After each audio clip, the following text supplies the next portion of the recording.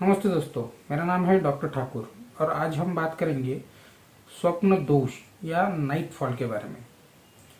Generally इसे कहते हैं स्वप्न दोष, लेकिन ये कोई दोष नहीं होता। जब नींद में सेक्स वाले या ऐसे कोई सपने आते हैं और वीर्य का पतन हो जाता है तो उसे जनरली स्वप्न दोष कहा जाता है, नाइट फॉल कहा जाता है।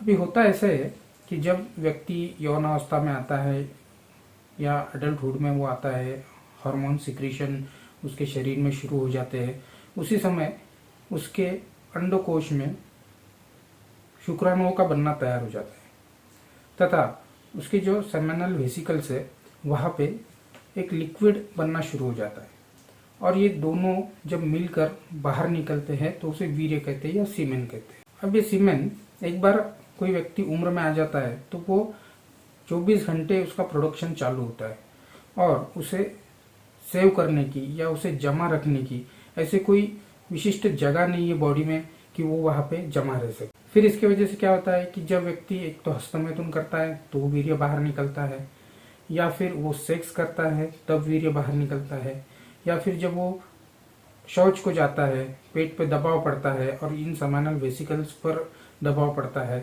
तब वह यूरिन के माध्यम से बाहर निकल जाता है।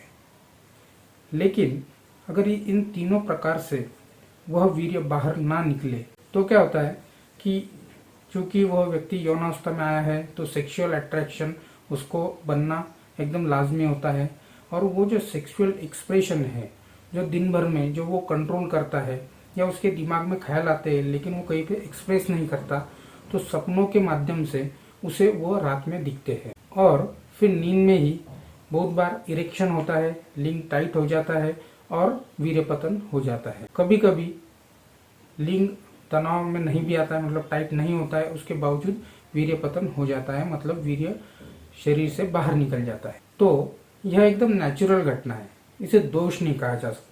अक्सर लोग ये समस्या लेकर आते हैं कि बहुत स्वप्न दोष हो गया, इसके वजह से वजन कम हो रहा है या फिर चेहरा खराब हो रहा है, या फिर उनको एक गिल्टी फीलिंग आना शुरू हो जाती है कि स्वप्न दोष नहीं होना चाहिए। तो सबसे पहले ये जान लीजिए कि स्वप्न दोष होने से ऐसा कुछ भी होता नहीं है। अगर मान के चलो उसको कोई स्टोर करने वाली जगह होती तो बात समझ में आती थी कि वो स्टोरेज में से बाहर निकल रहा है तो प्रॉब्लम है, लेकिन स्टोर करने की जगह ही नहीं है।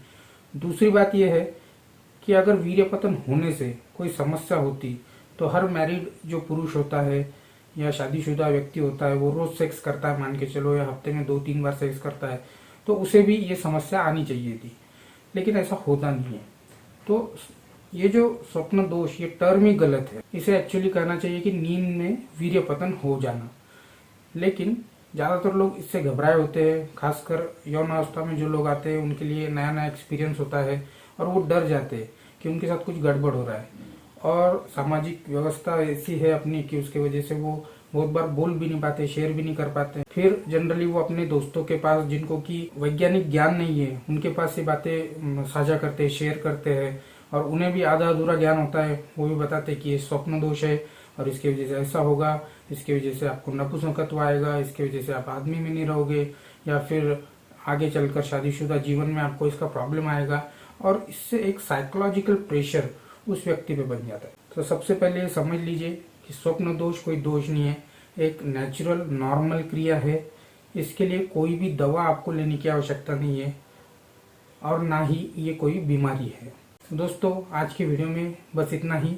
अगर यौन संबंधी कोई भी समस्या आपको है, जैसे शीघ्र पतन या फिर लिंग में कठोरता नहीं आती है, तो आप हमसे जरूर सलाह ले सकते हैं और दवाइयाँ भी हमसे प्राप्त कर सकते हैं।